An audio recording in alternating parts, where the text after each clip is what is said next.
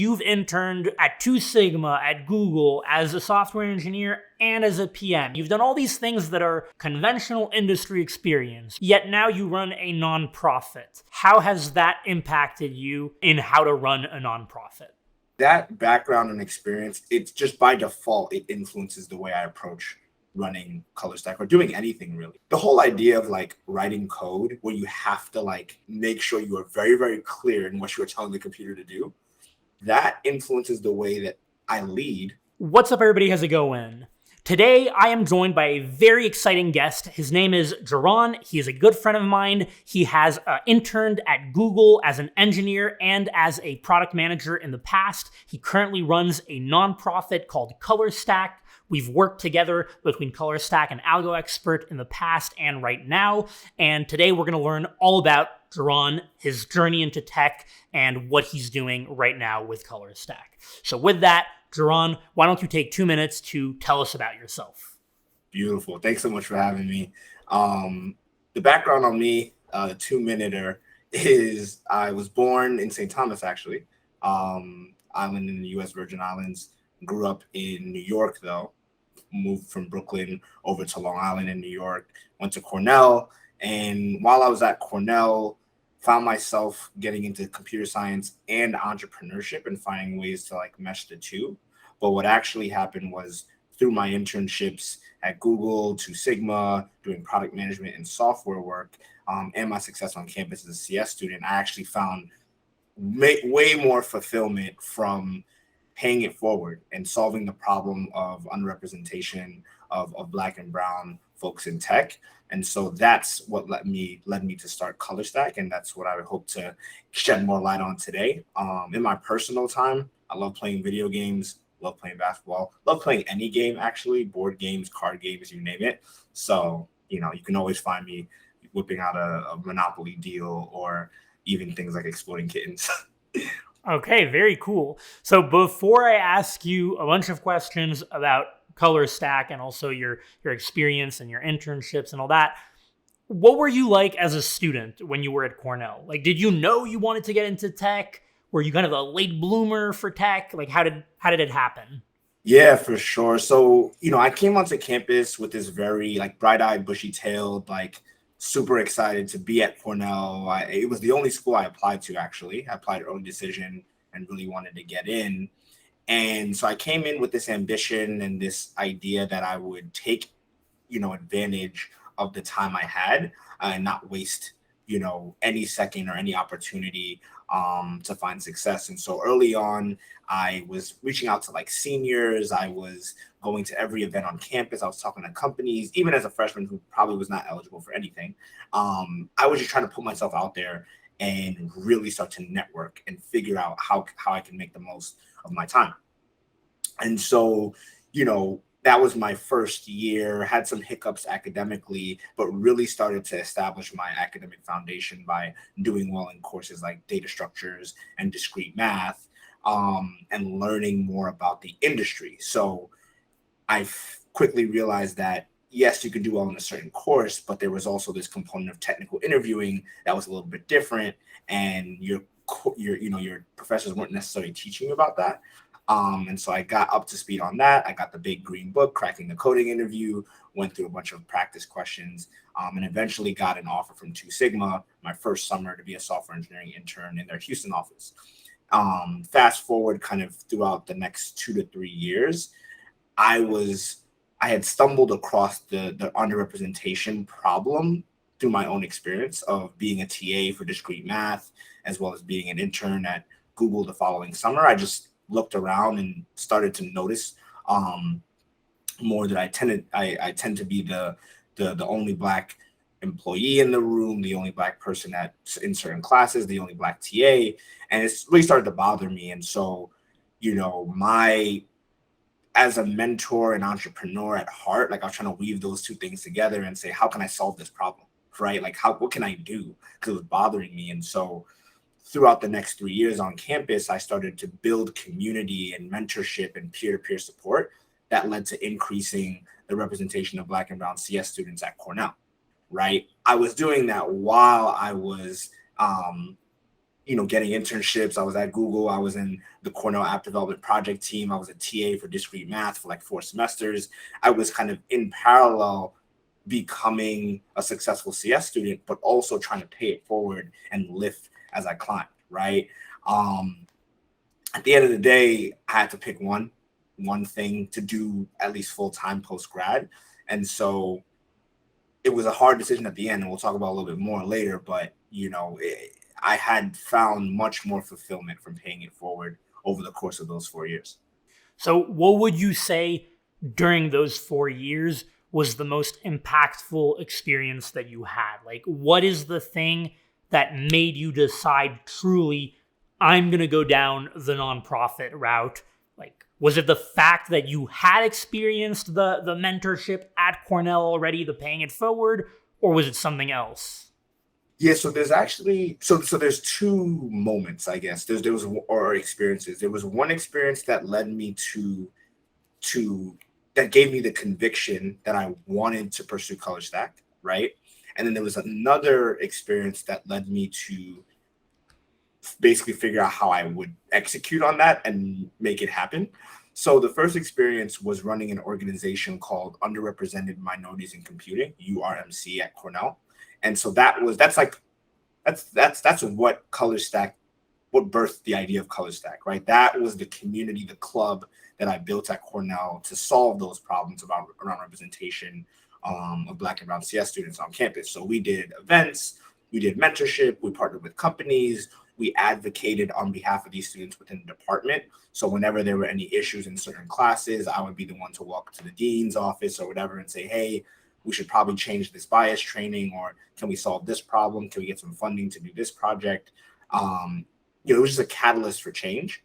And so running that org for 3 years. So I started as just like a e-board member, just helping out. Then I became co-president. So like over those 3 years of like just leadership in that organization, that experience of seeing in my first year at Google, 2 to 3 Black interns from Cornell, and the next summer having like 15 to 18, like that, like seeing things like that really made me feel like I did something impactful, and seeing the outcome in terms of the students' like income potential and just what they were able to accomplish after really let me know that like I enjoy this, and like if I can do this full time or if I can do this bigger, I want to. That brings me to the second part, where there was an experience I had. So there's an organization called NEO. It's a venture capital firm. They have this program called NEO Scholars, where they identify top CS students across the country, bring them together in a community of tech veterans. So think like the CTO of Facebook and the third employee at Google, third employee at Dropbox, bring these two groups together to basically accelerate the careers of the students by making connections and things like that. And so getting into NEO was the second most impactful experience, because it made doing ColorStack full-time feasible. I met the founder of DevColor, which is a similar nonprofit supporting Black software engineers. I met our first 25K check or 25K donor through NEO. Half of my board, they're from NEO. All the connect, like there's just NEO's a sponsor. Like there were just so many things that came out of being in that community that I always look back on. So many of the successes that we have today, and can always trace them back to some person or some connection that was made through NEO. Okay, so it sounds like NEO was really the catalyst that basically made you realize, like, this is doable. Like, now I can actually pursue this. But it sounds like the first part of actually seeing the impact you made, which, by the way, I totally get what you mean by that. Like, being able to see, 3 students turn into 18 the next year, and you see how much it changes their life, right? Because an internship at Google, for example, changes your life. A job at Google or in big tech changes your life. It's really impactful. But so I guess this brings me to the question of the hour, which is, like, what is ColorStack? Tell us about ColorStack in detail. What do you do? Who is it for? How do people, join it? Tell us everything. Yeah, for sure. So our mission is to increase the number of Black and Latinx computer science graduates that go on to start rewarding technical careers, right? So there's a couple key components in there where we're trying to kind of there's even a layer before that. We want to you know, incentivize or kind of attract Black and brown students to pick computer science as a major. Then we want to keep them in the major, and then we want to help them find jobs and, launch their career post grad, right? So as a strategy, what we do is we are providing the tools that these students need and can take advantage of over the course of their 4 years to achieve those goals, right? So if you're a student who needs community, we can give you that through our Slack group, through the events that we run, both in person and online, and through our chapters. If you need academic support, we have academic support channels. We have a wiki that has a bunch of like videos and PDFs and textbooks. We also get Chegg for some of our students. If you need career development, we give students Algo Expert. On that note, if you're a software engineer preparing for your technical interviews, do check out my company, Algo Expert. Go to algoexpert.io and use the promo code CLEM, CLEM, for a discount on the platform. We have a career coach. We partner with companies. We do career fairs. Like, we're just trying to build this ultimate toolkit so that every Black and Latinx computer science student in the country can find community, get support in the classroom, and land a job through the resources that we provide. And out of curiosity, because I'm hearing a lot about all the tools and support that you give them, especially once they have that interest or once they even have a foot in the door, and perhaps that door is just a CS major, right? But how do you attract students who don't even know that they want to get into tech in the first place? Is that difficult? That seems like it's the most difficult to me, at least. So we haven't fully created a system, a process for that at ColorStack. We're still kind of working through different phases, but I'll tell you what happened at URMC at Cornell. So the way that grew was I just started by taking students who already were in CS or were in the progression and just help them get through that tough weed out part where you're taking data structures, you're taking discrete math, you think you can't do it, get them past that, get them their first internship, right? And now we have mentors. Now we have people who are confident, right? Now we have people who have made it. So now they can give back and mentor people who are going through that same period of the progression that I helped them at. And what you'll see is, okay, now they're helping the next generation. But once that community turns into 100, 200 students, you'll just see that out of just FOMO, other students who are exploring what they want to study, or just incoming freshmen when we do events, because we have such a strong community of successful students. The student who was kind of thinking, CS or mechanical engineering or some other major, they're more likely to at least explore CS because of how strong the community is, because they feel like, okay, if CS is for me, then I have a community that's going to for sure help me, versus I don't know if mechanical engineering might be for me, but even if it is, there's nobody there to be in the weeds with and kind of do that journey with. So I'm less likely to even approach that. So, without doing kind of concrete programming, you can kind of create this FOMO or this this attraction just by naturally building a strong community of people who are already kind of interested. Yeah, I totally get it. Especially, I think being able to see someone whom you might be able to relate to in that field and seeing how lucrative or how awesome the field can be, all the perks that come with tech and CS, that definitely helps attract someone. And then if you can, convey to them that they're also going to have that support, that community, the tools, really sounds like awesome work. I guess, last question that I would ask about ColorStack as far as how it works is, how does someone who's interested in this, someone who's watching this right now says, ColorStack sounds like it's for me and I'd be interested in being part of it, how do they join or, get in touch? Yeah, for sure. So colorstack.org/students has 5 times on that page has a link to apply. So you can find the link to apply on our site very easily. And so it's a short application, just basic demographic information, to be honest. And as long as you're kind of in what we're looking for, you're basically in. Once you join ColorStack, become a member, we offer every new member the opportunity to do a group onboarding session, where if you complete that, you meet with 4 other students, you get an intro from our community manager about how to make the most of ColorStack, and we'll send you a swag pack supported by our sponsors shortly after. So that's kind of our warm welcome for new students into the community. And then from there, you'll be on the weekly newsletter, you'll be in the Slack, and you'll be aware of all the opportunities that we have available. All right. Well, if it wasn't attractive enough, everything that Jehron described before, the swag pack probably should be the thing that pushes you over the edge.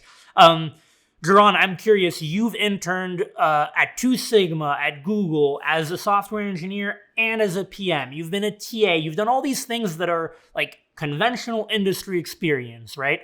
Yet now you run a nonprofit. How has that impacted you? Your past experience in how to run a nonprofit. Yeah, for sure. Like, I think, there's that background and experience it's not something that I can ignore or something that goes away, in my opinion. That's a solid foundation. And so it's just by default, it influences the way I approach running ColorStack or doing anything really, right? So on one hand, when it comes to software background and just being a CS grad, like, the whole idea of like writing code where you have to like really be very specific because computers are kind of dumb, right? And you have to like make sure you are very, very clear in what you're telling the computer to do. That influences the way that I lead, the team, and, even just think about the broader problem of what we're trying to solve. Because I'll take that broader problem, or I'll tell the team, here's what we're trying to do. And I will, as I'm explaining it, break it down into lines of code, as you can imagine, where this is the function that we're going to call first. This is the loop that we need to do, right? This is these are the variables that we're going to take data, store data in, and then use that to do some more computation. That fundamentally has changed the way that I think about problem solving as a whole. And that's why I tell most people, like, even if you're not going to major in CS, like, do a CS minor. My brother's studying film at Syracuse. And I'm like, you're going to do a CS minor though, because it's just going to change the way you think, right? About problem solving, and you're able to break things down, big problems down to small, more digestible chunks, which I think has influenced the way that I approach the problems that we solve. And then from the product management side, I think, the whole idea of like iterating, right? And sprints and retros and getting feedback from customers and A/B testing, like all these things that you have to do as a product manager, and even documentation and kind of figuring out the why of what you're building. That influences me a ton, because now where I'm in an industry, nonprofit space is super archaic, moves pretty slow. People do typical kind of programs, events. They do things in spreadsheets. They kind of do things just very slow, archaic, and don't really challenge status quo. I'm, from day one, looking at different software that I can use. Like, Zapier is one thing I use a lot to automate a lot of our processes. I approach everything we do, we have a retro for, right? Like that, and I don't know if other nonprofits are doing that. I would guess that most aren't, but I'm baking in these like software building fundamentals into what we do at ColorStack, even if we're not building software, because I think that's just a great way to operate and be iterative and find the right solution for who we're trying to serve. Yeah, and ultimately, I think what it comes down to is ColorStack is an organization. It is a project. Yeah. Just like, let's say, Algo Expert, my company, is a project or an organization. It just so happens that your primary goal is not necessarily to make, a profit, but it doesn't mean that it shouldn't be run like a product, because you have a product, you have a service. Exactly. So that makes a lot of sense. Exactly. I guess the final question is going to be, like, what do you see the future to look like for ColorStack in 1 year, 2 years, 5 years, 10 years? Yeah. So I think about this a lot, and it always changes as you know, building anything. The vision changes a little bit over time.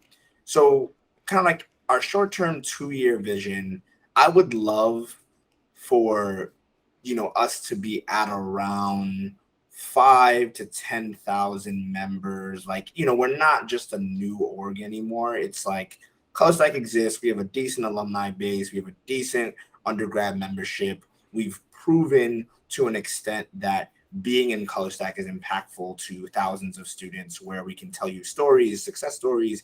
We can show you metrics. Like, we can give you that narrative that like ColorStack works. Like, now it's just time to scale, right? Yeah. Then when I look in 5 years, I'm actually really bullish on a particular project that I've been sharing kind of in back channels, but I guess it's the first time I'm talking about it publicly. Um, I'm I believe that ColorStack can build software internally that can scale our own community operations. So think of it like an internal Facebook style platform for just the community. I think we can do that. That'll help ColorStack as a company. We build it in house, but what it can unlock is the ability for students to contribute to that, so that we can create these on ramps for students to learn how to build production level software without having to intern anywhere yet, which we would hope that they would after over time. But we can kind of in-house create the opportunity for them to really build something from the ground up. That's like a 5-year thing that, like, in 5 years, I want to be able to tell you that that is in place. Like, students are writing code for software that we use at ColorStack. That's what I would love in 5 years. And then 10 years, I mean, there are orgs like National Society of Black Engineers, Society of Hispanic Professional Engineers that have existed for, almost maybe even hundreds of years. I don't know exactly how long they've been around, but like ColorStack needs to be like a household campus name. Like, every campus you go to knows that this club probably exists there, right? They know these national orgs. So every student Black or brown students should at least know that ColorStack exists. Even if not every single one of them are in ColorStack, they should know and have, be influenced by us in some way. That's super cool. I mean, I really like the fact that this is kind of like the techification and productionization of a nonprofit. Like, that's what the 5-year vision and even 10-year vision sounds like. Really cool, really inspiring.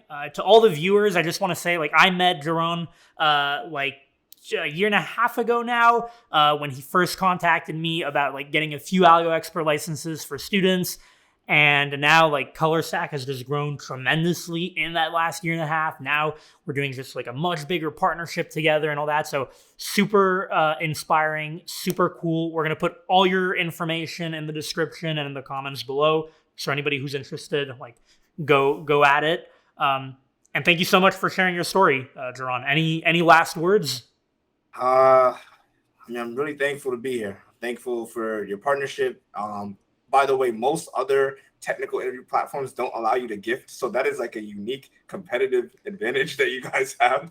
Okay. So really appreciate that feature, because students are loving it. They're loving it. They're using the platform. They're growing growing in their ability to complete these technical interviews. So I really appreciate that and look forward to growing in partnership over the years. And if anybody wants to get in touch with me, they can follow me on Twitter. It's just my first name, Jehron P, or hit up ColorStack, colorstack.org. Okay, cool. All right, well, thanks so much, and see you next time.